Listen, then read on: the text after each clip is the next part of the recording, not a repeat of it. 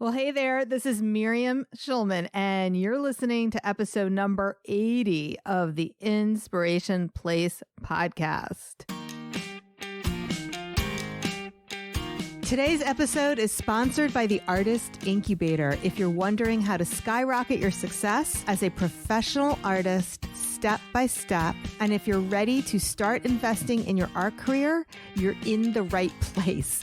I've done it and I can show you how to do it too using the Passion to Profit framework. To learn more, go to schulmanart.com/biz. That's B-I-Z. It's the Inspiration Place podcast with artist Miriam Schulman. Welcome to the Inspiration Place podcast, an art world insider podcast for artists by an artist, where each week we go behind the scenes to uncover the perspiration and inspiration behind the art. And now, your host, Miriam Schulman. Well, hello, this is your host, artist Miriam Schulman, and you're listening to episode number 80 of the Inspiration Place podcast. I am so thrilled that you're here. Now, as you might guess, I spend a lot of time talking to artists, both inside my Artist Incubator, which is my small group coaching program for artists who want to make a living with their art, as well as art students inside the Inspired Insiders Club, which is mostly for those who just want to become a better artist. And of course, I talk to a lot of artists who have taken advantage of my free Passion to Profit strategy calls. Now, what I thought would be super interesting today is to share how I got started, which you might feel like you've heard before. But what I'm talking about is not generally speaking how I got started, but very specifically. So today I'm going to share with you stories of the first time I took money for my art, which was when I was still a student in college. And just to remind you, because those of you who haven't listened to all my podcasts, I have not been working as a professional artist since that time. I was in corporate before I declared myself a full-time professional artist. But before we get into these stories, I wanted to tell you about my free Passion to Profit strategy calls, because I know there are a lot of people who are interested, but they're afraid to apply, or they're worried about what exactly happens on this call. So if that's you, let me explain to you how these calls work. They're basically a 5-part call. And it's not really a sales call. You get a lot of value from it. Here's what happens. First, I pretend to wave around a magic wand. Usually it's whatever magic marker happens to be lying on my desk. And I actually say bibbidi bobbidi boo for real. And then I ask you to imagine what your art fantasy looks like. So if I could wave a magic wand and all your dreams came true, what would you be doing? Would you be painting every day? Would you have a studio, a gallery? Where would you be living? Are you painting on the beach, the mountains, a city loft? And of course, since it's mostly a business call, how much money would you be making? All those things. You talk and I listen. Next, you share with me what your art world really looks like. So how many art sales do you have? Do you have to supplement your art sales with another job? And then we talk about the struggles. So what's holding you back from where you are now to where you want to go? And we all have struggles. So you're not alone. It's not to shame you. You share, I listen, and we talk about what's keeping you in the gap from your present reality to soaring to your wildest dreams. So in these calls, I do a lot of listening, but in part 4, I share with you the steps that you need to take from where you are now to where you want to go. So basically, we talk about what your roadmap needs to be. And then part 5 of the call, based on what we've talked about, if it makes sense to both of us, and I'll ask you first before I go into it, I'll share with you the ways that I can help you get to where you want to go. That's it. No hard sales pitch. If you're right for the program and you still want to hear about it, then I'll tell you. So if you want me to take a look at your art business and help you map out the steps that you need to take, all you have to do is apply. Go to schulmanart.com/biz. That's schulmanart.com/biz. And if for whatever reason, based on your answers, I see you're not going to get value from the call, then that's when I'll send you a personalized email with the steps that I think would better support where you're at. Just so you know, my criteria for selecting whether or not you'll receive a call from me or whether or not you'll get value from the call with me has little to do with the quality of your art, because that's completely subjective. What I'm basing it on is I'm reading what you say about it. I'm looking to see if you're ready to receive my advice. Although I do accept calls from artists who are step 1 in your art business, and of course, I talk to plenty of people in step 2 and 3, just so you know. If I feel that you're actually at a step 0 because of your mindset, because you're not even ready to call yourself an artist, or you're not ready to commit to it fully, that's when I most likely will send you an email instead. So it's never about me judging you and your artwork. Honestly, this podcast is going to be all about my step 0. So if that's you, listen up. And if you're further along, whether you're at step 1, 2, 5, or 10, I don't know how many steps there are, but you're curious about my journey, then this episode is for you as well. Oh, and by the way, if you're wondering what the catch is with these strategy calls, I call them the passion to profit strategy calls. There really isn't one. First of all, I get some of my best ideas talking to my podcast listeners during these conversations. And many of the people who join me in the call do go on to join my program. So it's always a win. So now that we've cleared that up, let's get on with the show. During one of my Inspired Insider monthly meetings, I was asked about the first time I asked for money for art. So the student's name was Chris. Of course, I'm not going to share her full name, but Chris is such a common name. Chris wanted to know, how did I get started? What is the process? I really don't know. I was volunteer for things free, but then I kind of get tired of it. I didn't want to give things away. It takes a lot of time to create. A couple of people have asked to buy things, and I'm like, now what do I do? Just so you know, I get asked this question a lot.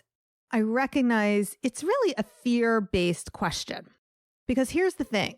To get started, all you have to do is really just ask people to pay you for your art. That's really it. There really isn't anything else to it. It's not more complicated than that, and people try to make it more complicated. So what people are really asking me is to explain what to do exactly so they know what baby steps to take so they won't fail along the way. But it just doesn't work that way.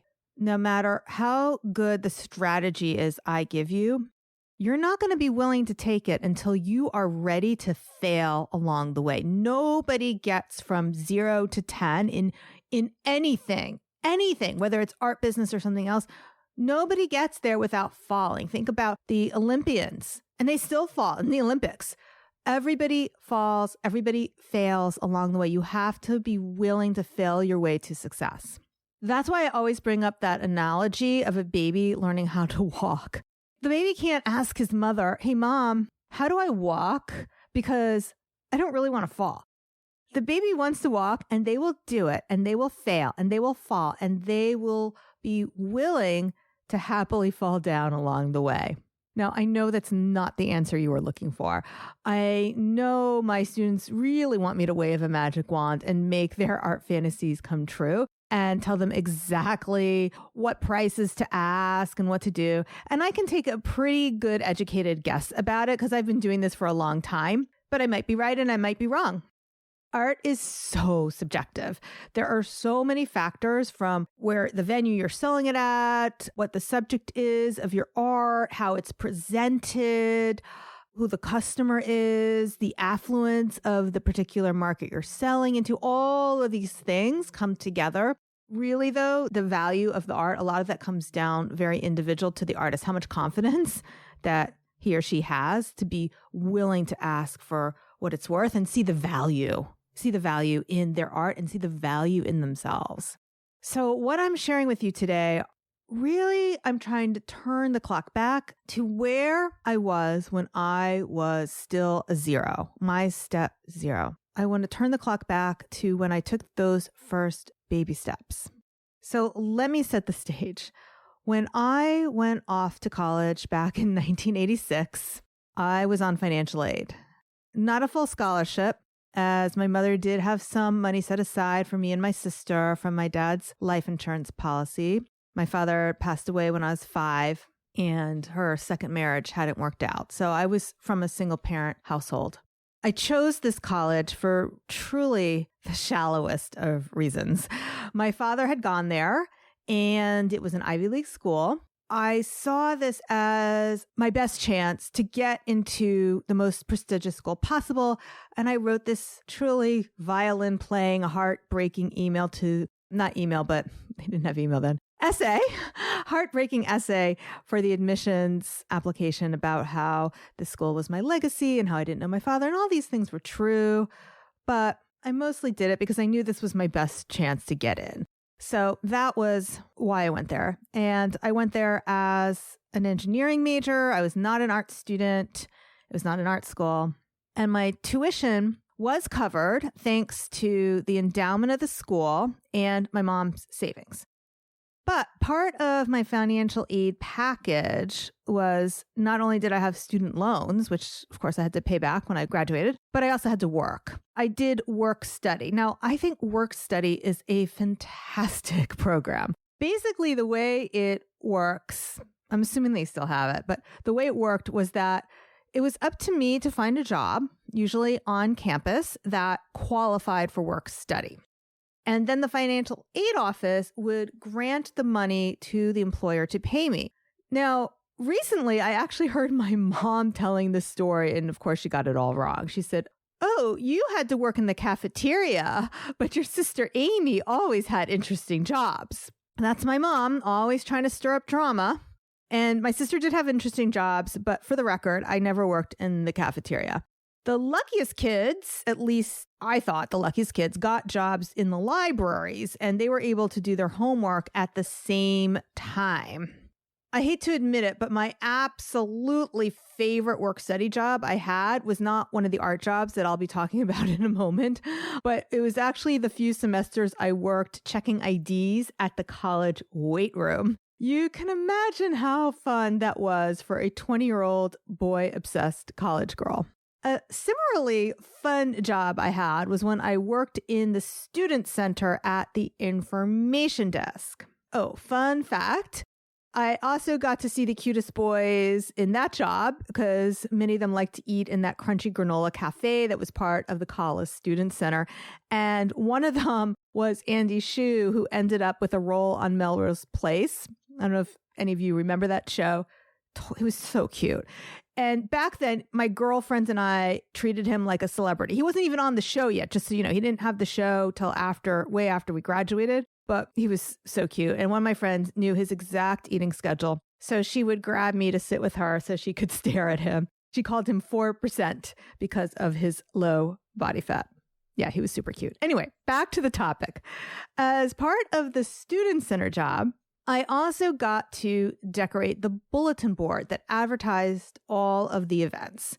In addition, not part of the paid job, I also was a member of the student government, the student organization that came up with the student events. So my job as part of that group was publicity. And so I made posters that advertised these events, and I would hand letter much of them, and even add illustrations. So, by the way, just want to let you know that next week, my guest on the show is Mai de Leon. She is a professional hand lettering expert who's gotten corporate commissions for hand lettering jobs. And we're talking about getting paid between like anywhere from $5,000 to $10,000, sometimes more. So if you want to learn how you can get started making money with hand lettering, make sure you tune in next week. We're also co-hosting a masterclass called How to Make Money with Hand Lettering. It's going to be on March 25th. So mark your calendar to save the date.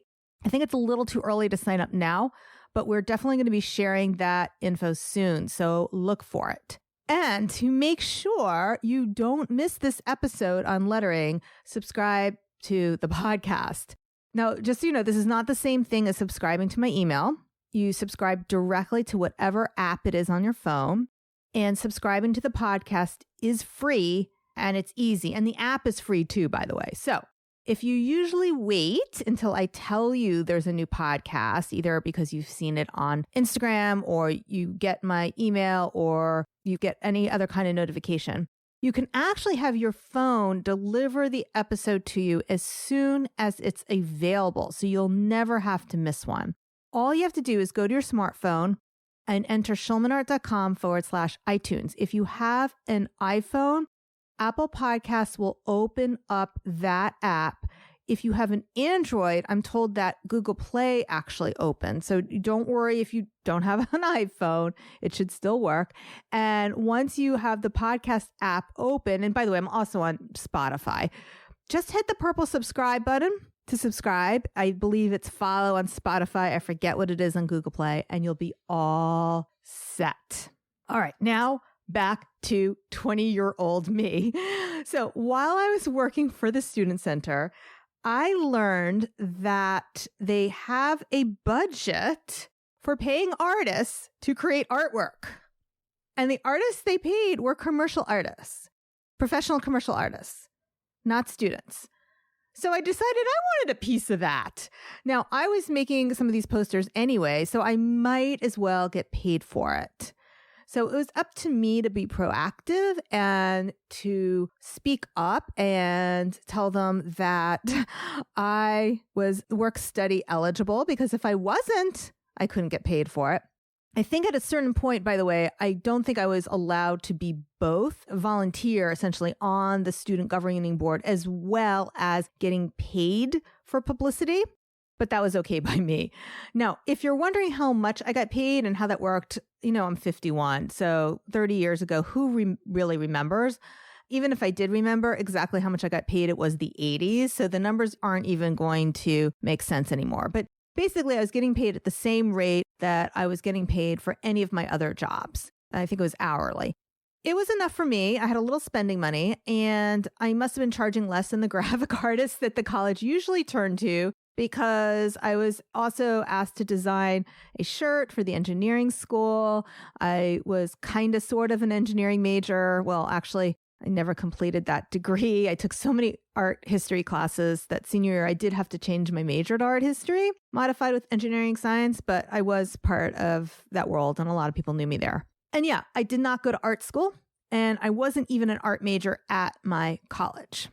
Here's the point. Early on, I learned that art, illustration, lettering, all those things, these are things that people are willing to pay for, which doesn't mean I always knew when and how to ask for money or found what the upper limit was on how much I could ask. If you've been listening to my podcast, you know that's something you always need to keep testing higher prices, raise your prices, see if people are willing to pay for it. Then you know. When I was a senior, I actually put on an art show in the new engineering building, but I was so naive at the time, I didn't put prices on anything. In fact, it didn't even occur to me. Isn't that funny? So I was charging for the commissions, essentially, that I was doing, the illustrations I was doing. I saw that as work, but I hadn't quite made the leap of, oh, wait a minute, people actually want this art too. So I was a little bit surprised when I had the art show and a student asked me how much one of my drawings was. He told me like a friend wanted to buy it, but clearly he wanted to buy it. So he said he wanted to buy it. At least that's what he said. I had no idea. I made up what I believe now is probably an outrageous price. I told him it was $500, and this was in 1990. This was an unframed pastel on paper, just so you know. He did not pay me $500 for it, maybe because he knew I wasn't serious, and maybe he wasn't serious either, and I didn't give it away. But here's the thing. I never felt that I had the luxury to give my art away. There were actually times during my senior year when my dining dollars ran out, and in order to eat, I would go to faculty lectures just for the fruit and donuts. I mean, it was tight. Things were tight, and I needed the money. And when I associated my art with working, I wasn't going to give that away for free. Now, notice when that boy asked me about the art, I did come up with a price. I did not say, oh, that you can have it if you want it. I don't really want it, or it's not really for sale. I didn't say that. I did come up with a price.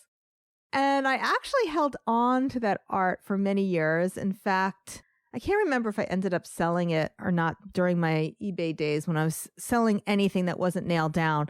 But there is some art from college still in my mother's basement. There were definitely missteps along the way. Definitely times I fell, definitely times I failed. If you know my story, you know it would be many more years before I did commit myself to becoming a full-time professional artist. But right now, what I want to do is share with you that art show. It's a little bit of a long story, but you're a really good listener, and I think it's important that I share it with you. Before I get into it, I do want to warn you, it's not exactly PG. It's probably PG-13.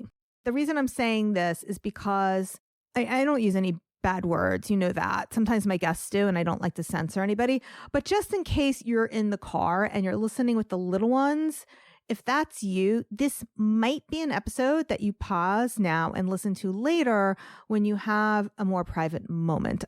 The content is a little more mature than what I normally share on this podcast. When I arrived as a naive 17-year-old freshman at Dartmouth, I saw a sign hanging up in the student center for life drawing. It was like an extracurricular life drawing class. And I had no idea what life drawing meant. Because, in high school, I didn't do any art classes and I just didn't know.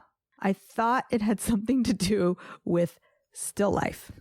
That's why I was surprised when the bearded man climbed on the platform and dropped his robe. Oh, yeah. Oh, no. I thought to myself, I can't do this. I won't look. I'm just going to draw his face, his beard. So I started drawing. And then I realized, oh, no, this looks like my mother's boyfriend. My mother's boyfriend, Frank. Don't think that. I thought to myself, he's naked. I do not want to know what my mother's boyfriend looked like naked. I'd never seen one before. Actually, that wasn't completely true. There was another boyfriend, not Frank, another boyfriend my mother had when I was 6 years old. And he asked if I wanted to see it. Looking back, I think I must have wanted to because I looked. I stood there transfixed. It was at eye level, and I looked. I think my mother knew what was happening, but pretended not to know. Once, my sister told me she touched it when we climbed into our mother's bed one morning.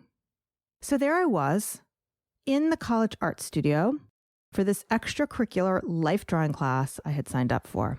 A hairy, naked man with permission to look. But this time I had the power. I had a choice. I could look or not look.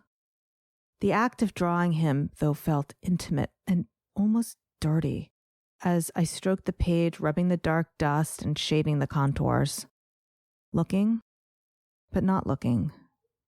Touching, but not touching. Oh, my mother knew. One time in the garage when George's pants were down, she called out to ask what he was doing. I wish she had just come in to see for herself. But on this day, the bearded man on the page came to life. His face, his beard, his shoulder, and that's where I ended the drawing. Because this time, this first day, I didn't look. And that's how I took back my power. Over the years in college, I did return to that art studio many times to draw. It was fairly cheap for this drop-in drawing class. Maybe it was $10 every time you came. And there wasn't always a male model. Sometimes it was a young woman, and I would wonder and worry about the woman with the blonde braid and the dirty feet. And I wondered if she had to leave her fatherless children at home to come pose for us in that art studio. These were all stories I made up in my mind, by the way. But the pull to draw these people were enormous. In my mind, I made up stories for every one of them. And these made up narratives would, of course, be intertwined with my own life stories. Did that older male model have enough to eat today? Was that young Black man actually a student? Perhaps this was his work study. And it wasn't really sexual feelings I tended to explore during these drawing sessions. In fact, the story I made up for the young black man who I thought might be on workstudy, was that he was gay, and in my mind, he surely was a theater major. But truth was, I never knew. You never talked to the models. They quietly robed and disrobed, took their breaks, always away from the artists, never talked to us. By the time senior year rolled around, I had amassed quite a large art collection under my bed. No one saw these drawings. I would store them in between semesters, like over the summer, in the dorm basement.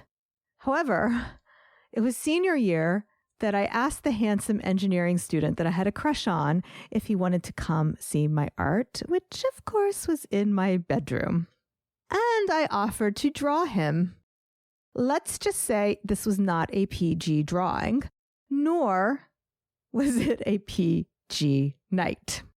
But the next day, I learned he already had a girlfriend.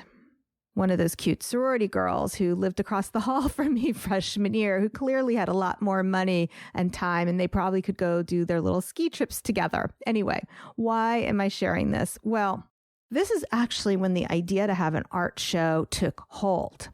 It started first as an idea in my mind that I would just hang up that one drawing of that boy in the engineering hall to humiliate him, to hang it up to show them that I saw him naked, so his cute little girlfriend can see it. But I never did that. From that one vengeful idea, that vengeful fantasy, that grew and evolved into a beautiful idea to have an art show. Now, I've mentioned this art show once in a prior episode when I interviewed Gigi Rosenberg about getting art grants. See, putting on an art show, whether you're paying for a juried fee to participate in a tented show hosted by somebody else, whether you're hosting your own open studio, or you're putting on a public art show like I wanted to do, there are expenses. And you remember, I'm on financial aid. I didn't have extra money to finance this myself. But with my work in the Student Center, I was savvy enough to know that I could get grants from not only the Student Center, but also from the fraternities and sororities who wanted to show that they were doing, this is air quotes, community service. And so the sororities that wouldn't have me as a member helped me pay for the reception.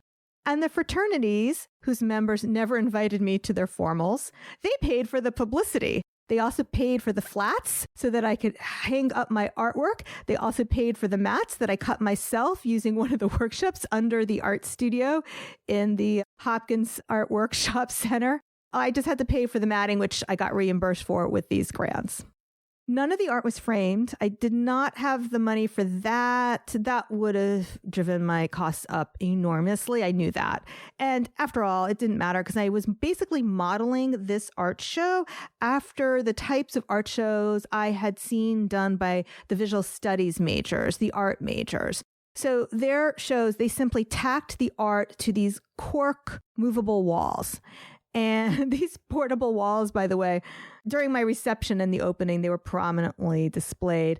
But I would come in there sometimes in the morning and notice that they were pushed back into the dark corners of the hall, probably when the dean got embarrassed or when there was somebody coming through.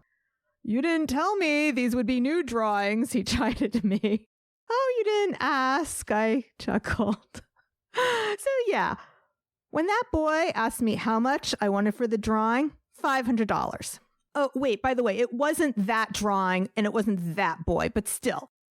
I put my blood, sweat, and tears into my art, and I still do, every single last one of them.